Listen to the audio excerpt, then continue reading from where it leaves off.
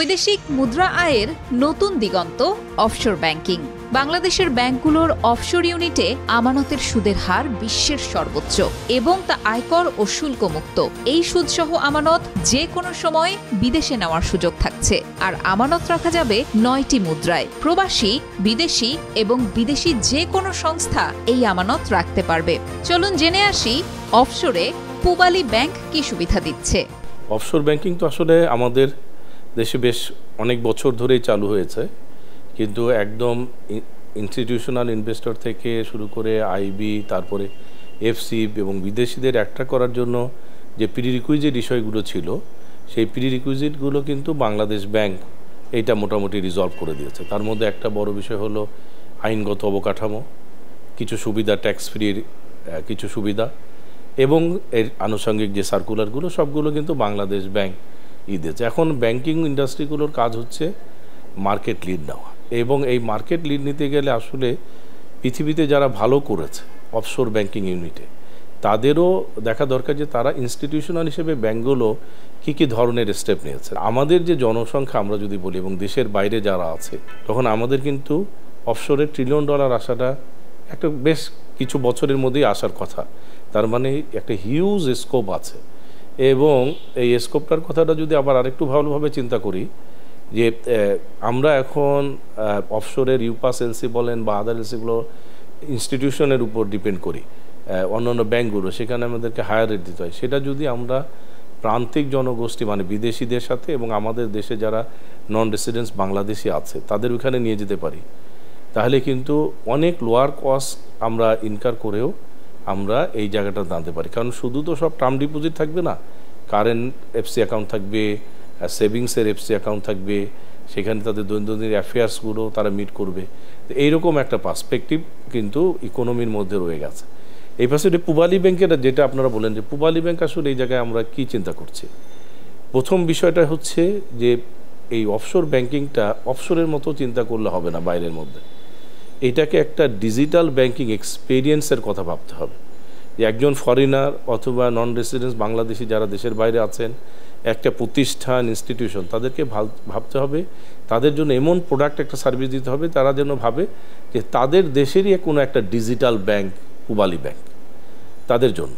Digital bank, just simply একটা digital bank. এখন digital ব্যাংকের জন্য কি কি প্রয়োজন, যে তারা তাদের ঘরে বসে ধরেন অ্যাকাউন্ট ওপেন করতে পারবে, এনি কাইন্ড অফ ট্রানজ্যাকশন যে কোনো দেশে যেয়ে করতে পারবে রিয়াল টাইম বেসিসে। তারপরে টার্ম ডিপোজিট হলো বা যে কোনো যেটি হলো অটোমেটিক্যালি ঘরে বসে কনভার্ট করতে পারবে, এবং তাদের যে ইনভেস্টমেন্ট ফ্যাসিলিটি যেগুলো দরকার সেগুলো আমাদের এখান থেকে দিতে হবে। যেমন অনেক নন রেসিডেন্স বাংলাদেশি তারা চায় যে শেয়ারে ইনভেস্ট করতে। শেয়ারে ইনভেস্ট করতে হলে কী করতে হবে, সে এফসি অ্যাকাউন্টে ধরেন টাকা পাঠালো তার কারেন্ট অ্যাকাউন্টে, তাহলে এই কারেন্ট অ্যাকাউন্টে পাঠালে কিন্তু আমি উইদাউট ইনকারিং এনি কস্ট আমি কিন্তু পাচ্ছি। সেইখান থেকে তাহলে আমাকে নিটা অ্যাকাউন্টে নিতে হবে, নন ইনভেস্ট টাকা অ্যাকাউন্টে। টাকা অ্যাকাউন্ট থেকে আমার যে এক্সচেঞ্জ হাউস আছে সেখানে যেতে হবে, সেখানে এক্সচেঞ্জ হাউসে আবার মার্কেট বিশেষজ্ঞ একটা অ্যাডভাইজার কমিটি থাকতে হবে, সো দ্যাট আমরা তাদের ইনভেস্টমেন্টটা সবচেয়ে বেস্ট পসিবল সাজেশন তাদেরকে দিতে পারি। দেওয়ার পরে সেইখান থেকে আসলে শেয়ারে ইনভেস্টমেন্টে পাঠাতে পারি। ঠিক এরকম যদি এরকম একটা টিম আমরা গঠন করেছি পূবালী ব্যাংক থেকে আমাদের এক্সচেঞ্জ হাউসে, যারা মোটামুটি তাদেরকে এনশিওর করবে যে ভাই আপনারা যদি শেয়ারে ইনভেস্টমেন্ট করেন মিনিমাম 10% থেকে 15, 20, 25% আপনাদের রিটার্ন থাকতে পারে। তখন কিন্তু কাস্টমারও যদি দেখে যে এরকম একটা রিটার্ন পাচ্ছে, এবং ঘরে বসে তাকে যখন আমরা সাজেশন দিচ্ছি সে ঘরে বসে যেন আসলে শেয়ার মার্কেট ইনভেস্টমেন্টের অর্ডারটা প্লেস করতে পারে, এই জায়গাগুলোতে তাদেরকে কাজ করতে হবে। এই কাজ করার পরে সে দেখলো যে না, পূবালী ব্যাংকের যে বিশেষজ্ঞ টিম, অ্যাডভাইজারি প্যানেল, তারা যে সাজেশনটা দিয়েছে এবং তারা মার্কেট আপস ডাউনসের মধ্যেও দে আর হ্যাভিং সাম প্রফিটস, তখন কিন্তু তাদের কনফিডেন্স লেভেলটা বেড়ে যাবে। এবং প্রফিট হওয়ার পরে তারা যদি দেখে যে দে ক্যান টেক ব্যাক দেয়ার মানি, তখন কিন্তু আরও একটা লেভেলে তাদের কনফিডেন্স বাড়বে। ঠিক এরকম অনেক নন রেসিডেন্স বাংলাদেশি আছে যারা ল্যান্ডে ইনভেস্ট করতে চায়, ল্যান্ড পারচেস করতে চায়, রিয়েল এস্টেটে পারচেস করতে চায়, তাহলে আপনাকে প্যানেল লয়ার রাখতে হবে, তারপরে প্রপার্টি বিশেষজ্ঞ রাখতে হবে, দেখে তাদের ডকুমেন্টেশন ঠিক আছে কি না এটা সার্টিফিকেশনের ব্যবস্থা করতে হবে। সার্টিফাই করে দিয়ে বলবে যে আমরা দেখছি চেইন ডকুমেন্ট অল ঠিক আছে, অতএব ইউ ক্যান প্রকিওর। এই ধরনের সাজেশনগুলো যখন দিবে এবং এগুলো যদি সে ফ্রি অফ কস্ট পেয়ে যায়, তাহলে সে কিন্তু ল্যান্ডে ইনভেস্টমেন্ট করতেও রাজি হবে, সেই সাথে ফ্ল্যাট পারচেস করা বলেন, বিল্ডিং পারচেস করা বলেন, এই জায়গাগুলোতে। কারণ সে শুধু টাকা পাঠিয়ে কিন্তু বসে থাকতে চাইবে না। তারপরে ধরেন সে একটা গাড়ি কিনে দিতে চায় তার বাবার কাছে, তাহলে ভেহিকেলের ক্ষেত্রেও কিন্তু আমাদেরকে সাপোর্ট দিতে হবে। এরকম কনজিউমারের ক্ষেত্রে সাপোর্ট দিতে হবে, অনলাইন সিস্টেমের ক্ষেত্রে সাপোর্ট দিতে। কেউ যদি শেয়ার পারচেস করতে চায়, ধরেন প্রাইভেট লিমিটেড কোম্পানি অথবা স্টার্ট আপে ইনভেস্ট করতে চায়, তাহলে তার জন্য সাজেশন দেওয়া। তো এইরকম যদি আমরা ব্যাকগ্রাউন্ডে একটা বড় টিম করতে পারি, দোজ ওয়াল পাবলিক লিস্টেড কোম্পানিতে ইনভেস্ট করার জন্য এক ধরনের team through hour exchange security house, private limited কোম্পানিতে সে যদি ইনভেস্ট করতে যায় আরজিএসসির এই জায়গাগুলোতে কাজ করা, তারপরে হচ্ছে এই রিয়েল এস্টেট কোম্পানিতে যদি ইনভেস্ট করা, অর কনজিউমারের জায়গায় যদি ইনভেস্ট করা, এই ধরনের কাজগুলো যদি আমরা করতে পারি, তাহলে কিন্তু নন রেসিডেন্স বাংলাদেশিগুলো হবে। এবং নন রেসিডেন্স বাংলাদেশিদের মধ্যে যখন কনফিডেন্স বের হবে, তাদের নেক্সট জেনারেশনের কনফিডেন্স বেরোবে, তখনই কিন্তু ইভেনচুয়ালি ফরেনার যারা আসবে তাদেরও কনফিডেন্স বেরোবে। এটার ক্ষেত্রে ইনস্টিটিউশনের ক্ষেত্রেও কিন্তু প্রচুর ইনভেস্টমেন্ট আসবে।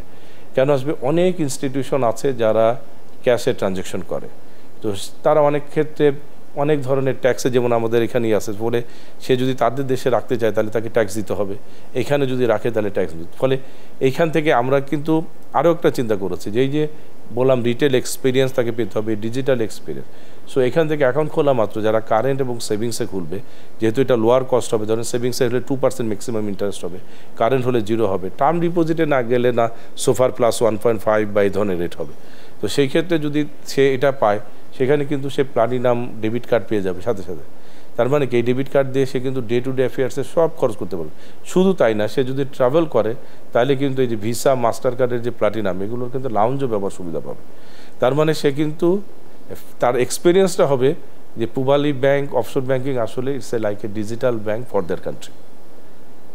তো এই ধরনের এক্সপিরিয়েন্সটা যখন, এই জন্য আমরা কী করছি, আমরা ইনিশিয়ালি আমাদের যে আইবি অ্যাকাউন্টগুলো কিছু খুলছি, কিন্তু আসলে আমরা টোটাল প্রোডাক্টের উপর ফোকাস করছি। আমরা কিন্তু বুস্টিংয়ের জন্য করছি, অনলাইন যে এগুলো আছে অনলাইনেও আমরা কিন্তু এইটার অ্যাডভার্টাইজমেন্ট দেবো। সেটা ধরেন প্রথম আলো হোক, ডেইলি স্টার হোক, টিবিএস হোক, সবগুলো অনলাইনের মধ্যে যায়। যেহেতু আমাদের এনআরবি যারা আছে, আমাদের এই অনলাইন পত্রিকাগুলোই তারা দেখে, তো এই জায়গাগুলোতে অ্যাডভার্টাইজমেন্ট যাবে। যাওয়ার পরে যখন প্রথমে কিন্তু খুব বড় ইনভেস্টমেন্ট আসবে না, আমরা জানি যে ছোটো ছোটো ইনভেস্টমেন্ট এসে তারা একটু টেস্ট করে দেখবে। আমরা ফিল করছি যে অফশোর ব্যাংকিং, আমাদের যে ব্যাংকিং পোর্টফোলিওটা আছে, এইটা একসময় ক্রস করে ফেলবে। তো আমাদের ইনিশিয়াল টার্গেট হলো উইদিন 2 to 3 ইয়ার্সের মধ্যে ধরেন $1 বিলিয়ন যদি আমি চিন্তা করি। $1 বিলিয়ন মানে কিন্তু প্রায় 10,000 কোটি টাকা। এনআরবি যারা আছে, যারা ধরেন ইউকেতে most of the NRB from Sylhet, আর আমাদের সিলেটে সবচেয়ে বেশি শাখা ছিল। So every one knows Pubali bank. আর এটার সবচেয়ে বড় হচ্ছে যে ফার্স্ট বাঙালি ব্যাংক হয় সুবিধা যেটা, যে 65 ইয়ার্স ধরে তো আমরা বাংলাদেশের এই বিভিন্ন ইকোনমিক সিচুয়েশনের মধ্যে আছি, এবং যেহেতু কর্পোরেট গভর্নেন্স আমাদের মধ্যে আছে, এবং এটা এই জায়গাটাতে কিন্তু এনআরবি যারা আছে তাদেরকে কিন্তু আমি একটা কনফিডেন্স দিতে পারব। আরেকটা বিষয় হচ্ছে যে আমাদের বাংলাদেশিদের অনেক প্রতিষ্ঠান আছে ইউকেতে, আমেরিকাতে। আমরা ধীরে ধীরে তাদেরকে মার্কেটিংয়ের জন্য ব্যবহার করার চেষ্টা করব, সো দ্যাট যখন তাদের ফিজিক্যাল প্রেজেন্স দেখবে, তখন কিন্তু আমেরিকান, তারপরে ইউরোপিয়ান যারা আছেন, তাদের কনফিডেন্স আরও বাড়বে। এটার ক্ষেত্রে অবশ্য বাংলাদেশ ব্যাংকের পারমিশন লাগবে। তো বাংলাদেশ ব্যাংক এই মার্কেটিং এগুলোর জন্য কিন্তু খুব বেশি জেনারাস আমার কাছে মনে হচ্ছে। তো এগুলোর ক্ষেত্রে আমরা হয়তো পারমিশনটা পেয়ে যাব। এই ইকোসিস্টেম কিন্তু বাংলাদেশে ডিজিটাল ব্যাংকিংয়ের মতো হবে না। আমেরিকানরা, ইউরোপিয়ানরা যে ডিজিটাল ব্যাংকিংয়ের এক্সপিরিয়েন্সটা পায় তাদের দেশে বসে, সেই সেম এক্সপিরিয়েন্সটা কিন্তু আমার এখানে তাদেরকে পেতে হবে। তারা যেন ফিল না করে যে না বাংলাদেশ একটু ইনফেরিয়র কোয়ালিটি, তা না, বরং তাদের ভাবতে হবে যে বাংলাদেশ আলে তো আমাকে বেটার এক্সপিরিয়েন্স দিচ্ছে in terms of digital banking.